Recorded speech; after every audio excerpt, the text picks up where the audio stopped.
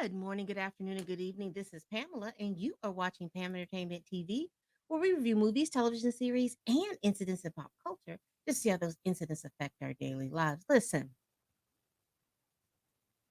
we are here. We are here. We are here to review basically episode 1 through 3 of Martha's Vineyard. So let me tell you what's going on. So my last video, I think I just kind of explained a little bit what was going on. Because I was mostly trying to get everybody into the names of the characters, and there's going to be some ins and outs. But let me just kind of go over what's going on, what's going on, what's going on. I got it playing in the background because I don't want to miss nothing if I do miss something. But as we came off the first episode, so everybody is getting into the house, and we see that most of the guys, Alex, Nick, and Amir are all just like fawning over Jordan. Jordan is that girl because you remember I told you in the last video that Jordan had done some Playboy. She was also she worked at the Playboy Mansion or the Playboy restaurant somewhere up there in New York. She did all of those types of things. So all the guys are keying in and they are all trying to want to work with Jordan. Now, Nick,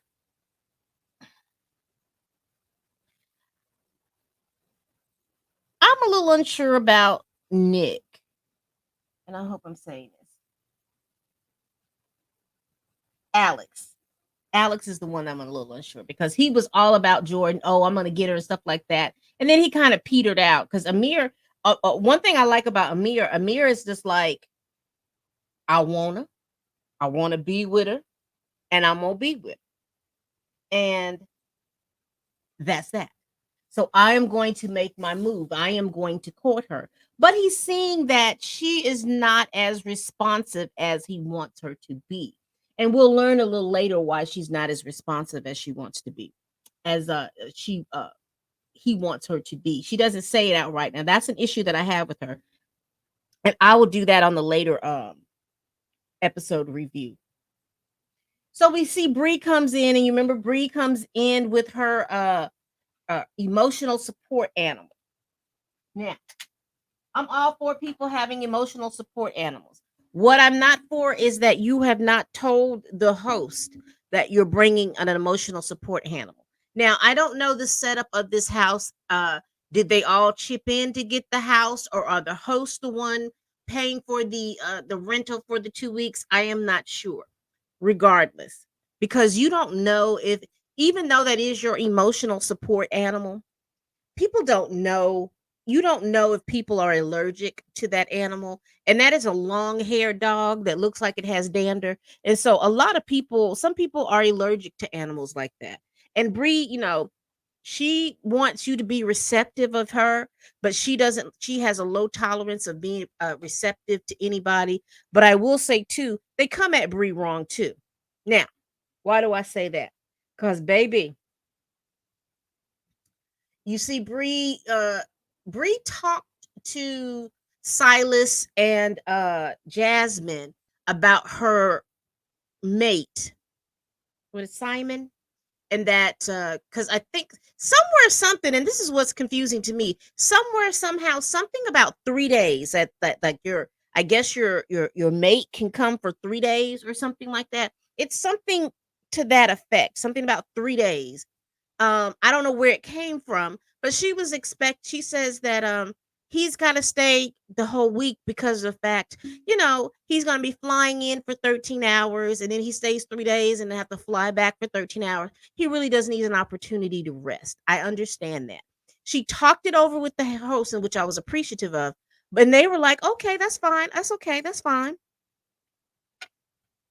No issues, no problems." Then they all go to dinner, and I'm just covering the highlights of the episode.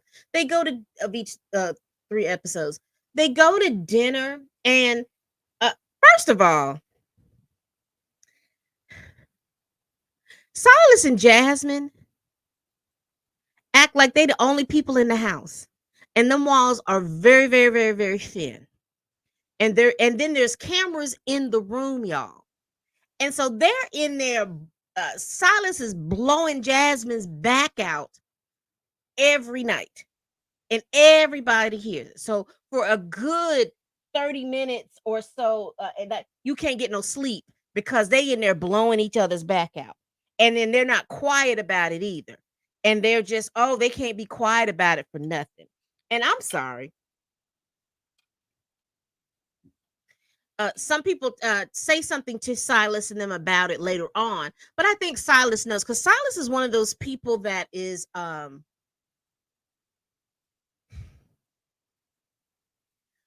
don't get the sense that he is controlling, but he does like he want I guess it is. He just likes for things to be a certain way.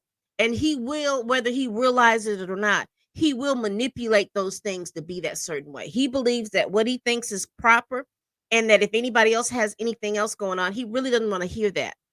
Because we just noticed like his in relationship, I get that protector and provider. And I do get the fact that Jasmine she doesn't give me flaky. What she gives me is once she commits to something, she's going to commit to something. And I think she's committed. Like I said, they met during the pandemic. That's what they've told us. They've met during the pandemic, and that they that's how they got together. And you know how things are in that pandemic, child. They doing it again, child. You know how things were in the pandemic since everything was so closed and you couldn't go anywhere. You were so immersed in each other. And now that the pandemic is over, he's really starting to see Jasmine uh and who she is with her friends. And that bothers him because he went to the they had a dinner, and he basically called out Jordan, saying that, when I was overseas, when I was something like that, and you came over for the weekend or whatever it was, that you had her out to like 2 o'clock in the morning. And I just couldn't believe that she was safe. And Jordan got pissed off, which she rightly so. She was like, we're grown folks. And she was like, don't take, because I guess she's a Instagram influencer. And she's like, don't take my job as for who I am. And I think that that's an issue and a problem. um she said, I just feel attacked, like y'all are trying to say that I this is my friend. Like I would not try to be of that I would put my friend in a situation where we are unsafe. That's not what we do. That's not how we are, and that's not how we roll. So he kind of comes across, yeah, he was he was coming across like a dog trying if you pissing on the territory. Jasmine is his territory, and he is trying to uh, figure out how to be the dominant thing in the territory. Because if you let me tell it, he is looking for, and that's what she signed up for. So she needs to understand what she signed up for. That he just wants her to be at the house cooking and cleaning and having sex with him, and that's he feels like that's basically what is her life should be. And like I said, if she signed up for that, she signed up for that. But it doesn't seem like that. I think she's in love with him. He's in love with her. I don't want you all to mishear me. I just think that the pandemic kind of warped certain things. Like you know people, but you don't get to see them in their natural habitat. We were in like an unnatural situation during the pandemic. So you were at home, you were doing the things that you needed to do. But now that you can go outside, we want to see how you play on the playground. And I don't think he's seen Jasmine and how she plays on the playground. It wasn't too much stuff. Again, Amir is hitting on Jordan. Alex is he's pretty much crystals and meditation and stuff like that. So he is basically in there to himself almost. He comes out with the group. He's doing what he needs to do with the group. Uh so then we have Mariah, and Mariah is the friend of Jasmine, right? So that evening when they come home from dinner, She wants to have a moon mass. Now, Mariah gives me, I want to be the head bitch amongst all the bitches. One more again. I want to be the head bitch amongst all the bitches, but not realizing that folks ain't no bitches, and so she subtly tries to hold that dominance by the things that she does. Now, one of the things that she did, apparently, Bria doesn't sit well with her for some reason. And I don't know if she can't read Bria or whatever is going on. So they have an issue with the dog and the dog's shedding hair and stuff like that. And instead of Jasmine, Jazz like, okay, we'll just get her to do that. They do it in such a I'm here and you're gonna do what I say type stuff. You're gonna do what I say. And that's how they approached Brie about it. And I don't think that that was the proper way to do it. I think that they should have pulled her aside and had a conversation with her. They did, but Preston decides that he wants to sit in. He is that gay guy that's all in the women's business. And I don't have an issue with that, but I think his presence caused the situation to be a little bit more than what it should have been. So you see that Mariah doesn't have that has an issue with that, and she kind of manipulates Jasmine to be the bad guy about the whole situation, right? So now we have this moon mass that she wants to have. And here she is having this moon mass. And I'm sorry, she wants to have this thing. And basically, she does all of this stuff and she wants people to talk about their feelings or what's bothering them or what's being heavy. I'm sorry, that's manipulative as fuck. And I'm cussing. That's how the bad taste she left in my mouth. Because that was manipulative. You're trying to figure out how you can manipulate people. So you want them to be vulnerable enough to talk about their feelings and all this other stuff. You thought that you were important is not the word, but you thought that you had enough panache to be able to get out here and to manipulate a whole group of people into doing something that they may or may not be uncomfortable with your crystals and your spirits and your hoodoo and all this. You really thought that you was getting ready to do something, and I'm sorry it fell flat for you because they all left you standing there. Because it's not about the hoodoo, it's not about that. Everybody saw through the fact that you were trying to be manipulative because, again, you want to be the head bitch amongst the bitches and not realizing that there are no bitches. So they left her standing there. And plus, it was cold. You see all that wind blowing and all that other stuff? It was cold. What a mess. So they stopped fooling with them. And like I said, the days keep going on and they're doing the different things. They're going to different places. They had I think because Amir is cooking. Amir can cook. Amir is in there cooking. And Preston, for what he is, he can get in there and make some mean ass look like some mean macaroni and cheese. It surely looked good.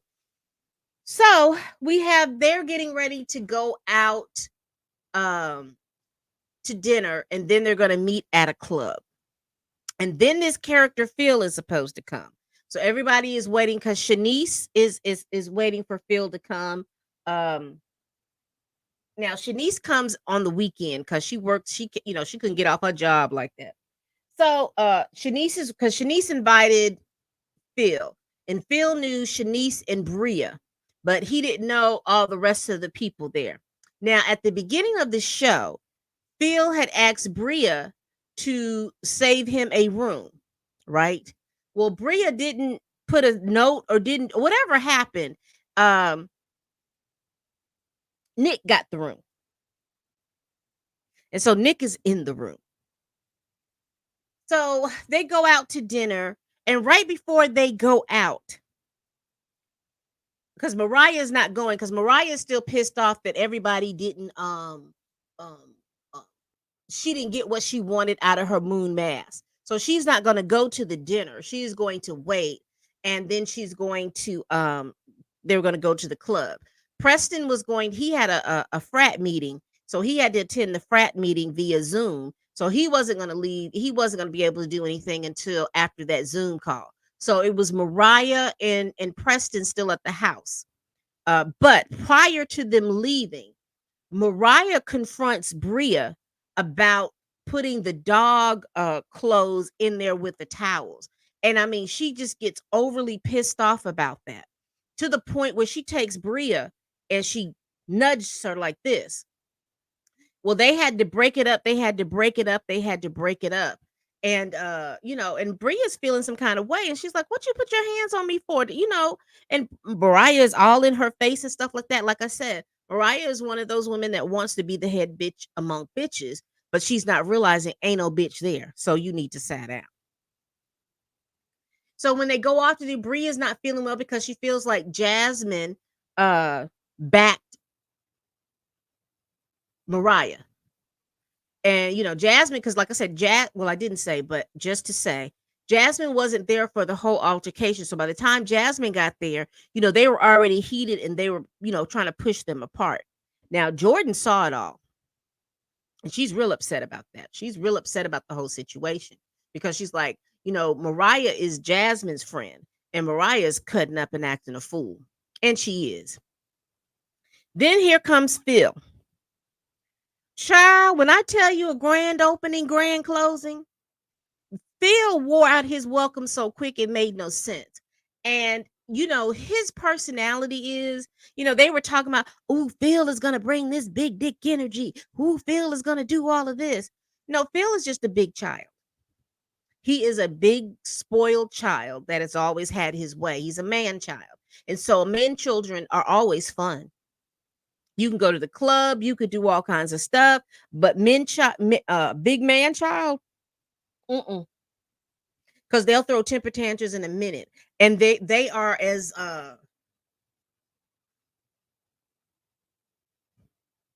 manipulative and disrespectful. Because remember, they've got to have their way.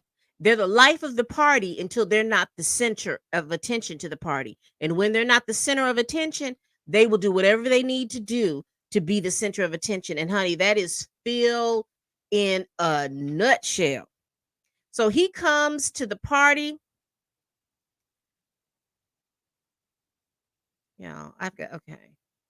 I've got so many there it is. Phil comes to the house, knocking on doors, wanting Preston to drink with him when he walks in the door. And he's one of those guys that, like I said, has to be the center of attention. He comes in, y'all, like a wrecking ball. So he goes to the room in which he had a FaceTime Bria with. And then he realizes that Nick is in that room. So he's pissed off that Nick is in the room because he feels like Nick has disrespected him by taking the room. Nick didn't disrespect him. Nick put his hat on the thing. Bria saw that hat and didn't and kept it moving. This man, Phil, comes in to disrespect Nick. He goes in there and takes a crap in the toilet. And then decides he's not going to flush it. He gonna make Nick flush it because he took the room.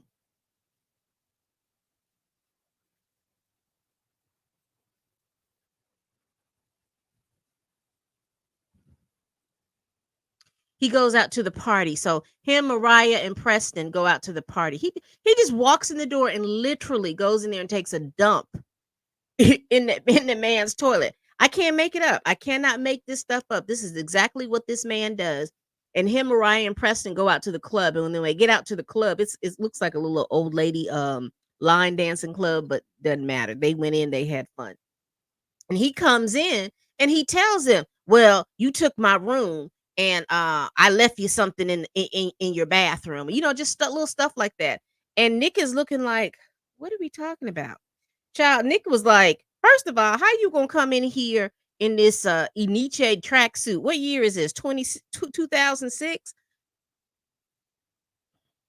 The way I hollered. The way I screamed. Ooh, child. So they get back home, and then when they get back home, all hell breaks loose because Nick goes into the bathroom and he literally sees this man takes a dump. So he goes in there and he tells him, "Hey, man, this is just too childish. You need to go flush that toilet. This doesn't make any sense. We're not doing stuff like this." And then Phil gets into this. Oh, he gets into this posture, like he starts talking stupid stuff. It's like I didn't know. Like it's just like it's just like somebody who is he tried to use the analogy of being in slavery and somebody not knowing that slavery exists and they walk into the place and it was something really stupid. He was just again a big man child. And then he started joking on Preston, talking about his shirt. And then Nick said, I mean, Alex says to him, "You know what, man? This is too much. You're being too stupid." So then he calls himself going to try to walk up on Alex, like he was like his posturing, like he was going to walk up. And who gets up to him and steps to him? Amir. Amir's like, "You're gonna respect the house." I mean, Amir got swole. He got his Incredible Hulk on because he was about to come down and they were about to fight. So they had to push them out of the way. So meanwhile, Jordan goes in there. She's like, "Hey, not uh Jordan. Yeah, it was Jordan." She goes in there's like, "Hey, what's going on?" And then he disrespects Jordan, and then Jordan goes off on him. And then Bria's like, "What are you doing? Why are you talking like that?" He disrespects her. So then at this point, folks are like, he can't come in here. This is not the right energy because somebody gonna be fighting, fooling around with Phil. And they end up voting Phil out the place. Now, Bria tells them, if y'all are gonna vote him out, you all gonna have to vote Mariah out because she put her hands on me. And then that's when Jordan had to go and talk with what's her name, Jasmine, and tell her, "Look, that's what happened. That girl pushed her back. That's your friend, and she's been on this rah-rah energy since she got here. And like I said, if Phil's got to go, she's got to go." And so Jasmine is sick because that's her friend, and she doesn't want to have to tell her friend that she has to go. They voted Mariah out, so now Phil and Mariah got to go. So Bria told Phil that he had to go. He gets pissed off and he just leaves. Because, like I said, he hadn't even unpacked his stuff. So all he had to do was roll his stuff right on back out to the car. Mariah left the next morning. Mariah left the next morning. She was upset and stuff like that, figuring out why she had to go and all this other stuff. But they voted her out. She knew what she was doing. So Mariah packed her stuff up. She got into the car and she left. Then the next episode comes up, and guess what we find out? Amir was the one that caused all the ruckus because Amir was the one that threw the dog stuff in there with the towels. And he didn't say anything. He was like, "Well, I was trying to say something, but by the time nobody wanted to say and all the ruckus had started," I was like, "Amir, Amir, you were supposed to say something." Woo!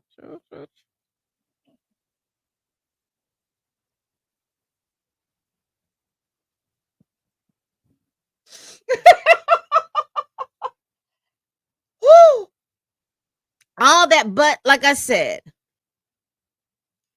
Mariah had to get gone because she went straight for Bria because she could have just said, "Who put these stuff in here with the thing?" She just automatically said it was Bria. And Bria was like, whatever. I didn't, whatever, cuz. But anyway, those were the highlights that came out of that. I wanted to make sure I went down the list because I did talk about Amir, uh, uh, Shanice.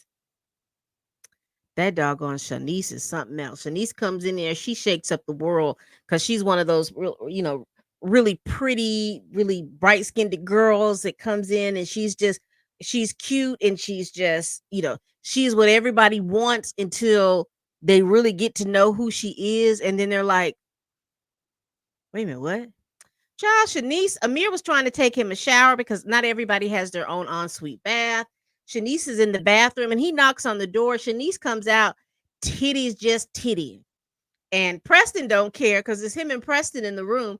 Preston don't care because he ain't really into the titties, but Amir is like, ooh, okay. Wait a minute, what's really, really going on? And she's just standing there talking. She's one of those free spirits. Like it don't matter to him. But I'm like, these are strangers. You don't know these men to be out here just tittying it up like she was tittying it up. And then Amir's like looking in the camera because, like I said, they had cameras in the room. Like, did y'all catch the titties? Just go up and down if you catch the titties. And the camera goes up and down. This group is a mess, and I'm just here for it because, like I said, you got the prudish, and then you got the free spirits, and then everybody else falls in there in between. So that is basically the first 3 episodes. Uh Child, a mess, a mess. I'll come back on episode 4 and 5 and talk about what happened then. There was a lot of stuff that happened, but it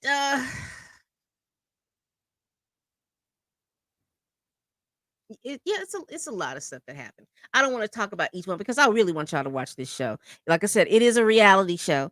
It is a, like I said, it's the first season, and usually the first season you'll get the better stuff because it's not going to be as contrite and the producers pushing narratives. So the first season is always the better season because usually at that point the producers are not pushing the narrative. So I'm watching the first season. I'm enjoying the first season.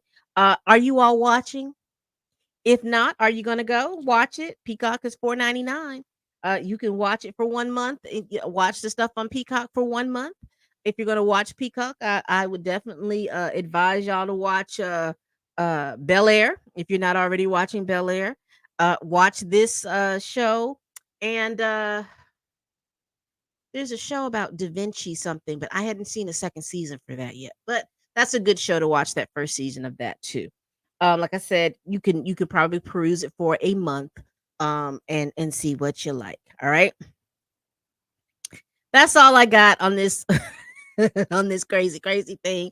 But I am enjoying it. I am enjoying the characters. And next time I do the review or the recap, I'm going to have their pictures. I'm going to do a PowerPoint with their pictures so you'll know exactly who I'm talking about. And I'll just scroll back and forth to the people so we'll have a better understanding who everybody is. Because I know it's difficult to talk about people that you haven't seen. So I usually like to have at least a recap where you can see the pictures. But we didn't have that there. Apologize, apologize.